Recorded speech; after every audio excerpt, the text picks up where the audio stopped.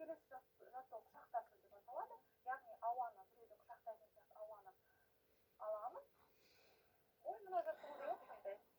Сағынған адамдарыңызды елестетіп тұрып, осылай құшақтап, өкпеңізді де жаттықтырсаңыз болады. Тек мұрын арқылы ұмытпаған дұрыс. Қай уақытта жасаймыз? Таңертең, кешке? кешке? 2 минут жасаған дұрыс. Үшінші жаттығу дровосек немесе ағаш шабатын сияқты. Яғни қолды жоғары көтереміз. Ағашты шабайын деп жатқан сияқты. Отын жару дейік. Отын жару сияқты. Енді аламыз. Жүретін кезде деп аламыз. Енді ауыз деп болады. Яғни қымбатты көрермендер, осы жаттығулар ретінде жаттап алыңыздар. Таңертең кешке 5 минуттан жасасақ, ағзамызға өте пайдалы. Жақсы? Келесі жаттығу 3 рет демді алу. 3 секундқа ұстайық, яғни дем аламыз. 1, 2, 3, 4, 5. Төртінші рет, яғни 3 рет істейсіз, төртінші рет демді алған кезде етегіңіз қарай берді. Содан кейін бар.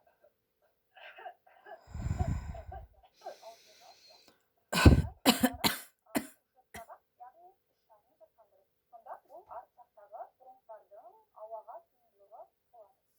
Жақсы, рахмет сізге. Ал енді жаттығу ұнады бізге. Енді тағам түрлеріне тоқталсақ, Айжан Өжіретқызы, кетпеңіз, менің жаныма келіңіз. Сонымен өкпеге де пайдалы тағам түрлері бар екен.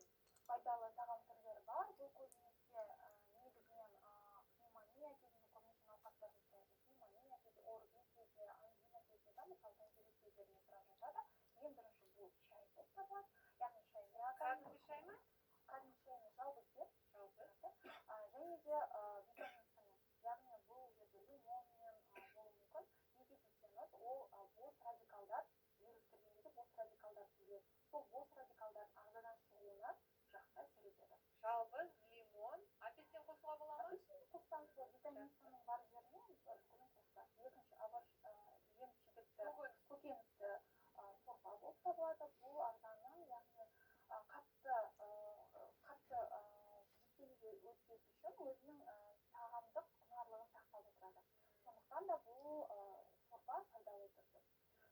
Және үшінші түрі бұл қымыз болып табылады. Біздің ұлттық қымызымыз және мақтана өтек. Осы қымыз негізінен бірнеше ғылыми жұмыстар жазылды. Қымыздың туберкулез кезінде және өкпе аурулары кезінде жалпы иммунитетін көтеруге пайдасы бар деген. Бірақ біздің көрермендерге айта өтейік, бұл туберкулездің болсын, өкпе ауруы болсын, оның емі емес, тек қосымша тағам ретінде қабылдағаныңыз дұрыс. Иммунитетті көтеру ретінде. Аллергиясы бар адамдарға, бұлардың ішінде мысалы цитрус өнімдерін алып тастау керек, иә? Егер аллергиясы болатын болса, аллергиктерге арналған бізде гипоаллергенді диета бар. Сол гипоаллергенді диетаны ұстағаныңыз дұрыс. Көбінесе науқастар айтады, менде мысалы лимонға аллергиям жоқ, оны ішсем бола ма деп. Жоқ. Егер сізде бір аллергия пайда болса, бүкіл гипоаллергенді диетаның бәрін ұстағаныңыз дұрыс. Аллергия демекші, мына біздің Facebook желісінде де тікелей эфирде Әлия Мырзабаева есімді көрерменіміз, оқырманымыз, менде хронический бронхит, жалпы аллергиясы бар адамдарға вакцина салуға болады ма? Бұл енді ковидқа қарсы вакцинаны сұрап тұрған болу керек. Қандай жауап береміз Әлия Мырзабаеваға? Ковид вакцинасына келетін болсақ, салдырмас бұрын, яғни аллергия дейміз. Денсаулық сақтау министрлігі жаңағы главный бас Санитар дәрігерінің қаулысы бар. Түрдегі аллергиялық реакциясын алып кісілер терапевт дәрігер тексерістен өту керек, өткізіп, егер терапевт дәрігері қарсы көрсеткіш анықталып жатса, сол кезде салынады. Демек, Әлия Мырзабаева есімді көрерменіміз, оқырманымыз, вакцина салдырмас бұрын міндетті түрде терапевттің алдына барып, тексеріліп, нұсқаулықтарын алуы керек.